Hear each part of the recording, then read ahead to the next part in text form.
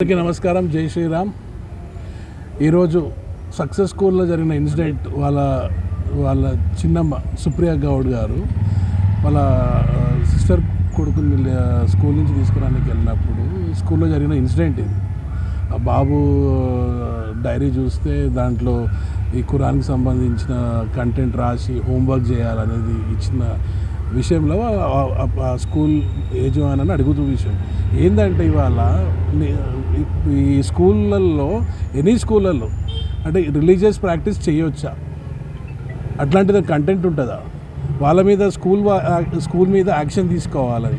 ఇంకోటి నిన్న కూడా ఒకటి ఇట్లాంటి ఇన్సిడెంటే, ఆటో మీద హిందూయిజం గురించి రాస్తే దాని మీద పోలీస్ వాళ్ళు యాక్షన్ తీసుకుంటారు. మరి ఇప్పుడు నేను కన్సర్న్ అథారిటీస్ని ఏమని అడుగుతున్నానంటే, ఈ స్కూల్స్ మీద యాక్షన్ తీసుకుంటారా మీరు? ఇప్పుడు పోలీస్ వాళ్ళు వీళ్ళ మీద కేసులు ఫైల్ చేస్తారా? ఇప్పుడు ఇది చూసినాక వాళ్ళ మీద కేసు పెడతారా? దీని మీద ఇమీడియట్ యాక్షన్ తీసుకోవాలని కోరుతున్నాం. ధన్యవాదాలు. ఈరోజు సైదాబాద్లో మెయిన్ రోడ్ మీద ఉండేటువంటి ఒక సక్సెస్ స్కూల్ యాజమాన్యం చేసినటువంటి విషయం లోపల పిల్లలకు 2వ తరగతి చదువుతున్నటువంటి పిల్లలకు అదే రకంగా ఇంకా ఏ క్లాస్లో ఎంతమంది చదువుతారు అనేటువంటిది సమాచారం లేదు. అందులో డైరీ సంబంధించినటువంటి హోంవర్క్ లోపల కల్మాను చదవాలనేటువంటిది అక్కడ రాయడం జరిగింది. దాన్ని చూసి బాబుకు అర్థం కాకుండా పేరెంట్స్కి చెప్పిండు, ఇది నాకు అర్థం అవ్వట్లేదు, వీళ్ళు ఏం పెట్టించారో తెలియదు అన్నప్పుడు పేరెంట్స్ చూసి దిగ్భ్రాంతికి గురైంది.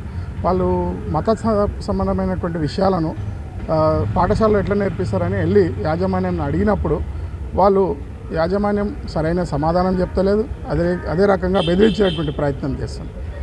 మాకు సమాచారము వచ్చిన తర్వాత భారతీయ జనతా పార్టీ వారి యొక్క కుటుంబ సభ్యులందరూ కూడా మమ్మల్ని సంప్రదించినాక నేను ఈరోజు వాళ్ళ ఇంట్లో కలిసి అసలు జరిగిన విషయం ఏదో తెలుసుకుందామని వెళ్ళినప్పుడు నేను కూడా డైరీ తీసి చూశాను.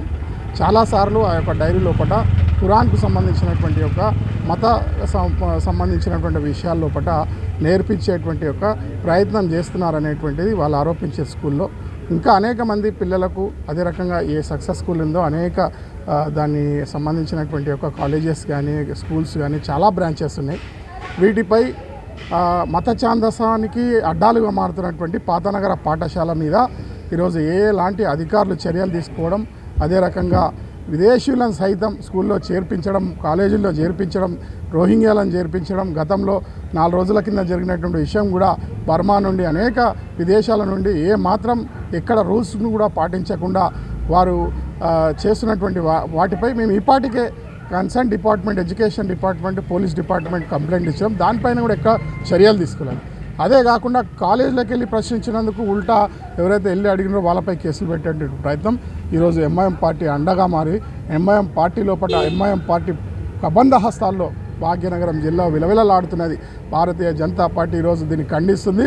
పిల్లలను సైతం వదలకుండా ఒకవైపు లవ్ జిహాద్, ఒకవైపు విదేశీయుల మరి చొరపాటు, ఒకవైపు ఇలాంటి మతపరమైనటువంటి మత ఛాందసవాదులు ఎవరైతే ఉన్నారో వారిపై చర్య తీసుకోవాలని భారతీయ జనతా పార్టీ డిమాండ్ చేస్తుంది.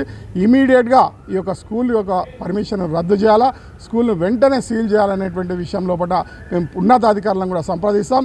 లేకపోతే మేమే స్కూల్ని దిగ్బంధం చేస్తామని ఇటు సందర్భంగా మేము తెలియజేస్తా ఉన్నాం. భారత్ మాతాకి జై.